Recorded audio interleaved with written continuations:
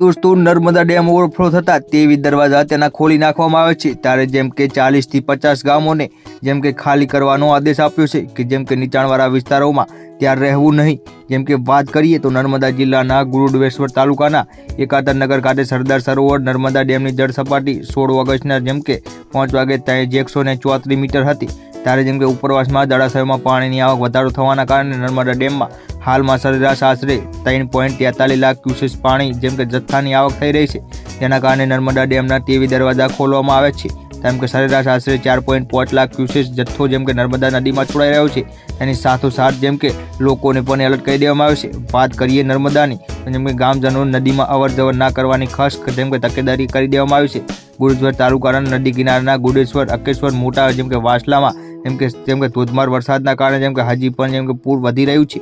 વાત કરીએ નર્મદા ડેમની તો નર્મદા ડેમમાં સતત જેમ કે પાણીનો વધારો થયો છે। ઉપરવાસમાં વધારે વરસાદના કારણે નર્મદામાં જેમ કે પાણીની સપાટી જેમ કે ખૂબ જ જેમ કે વધી રહી છે। ત્યારે વાત કરીએ નર્મદા ડેમ ઓવરફ્લો થતા તેના જેમ કે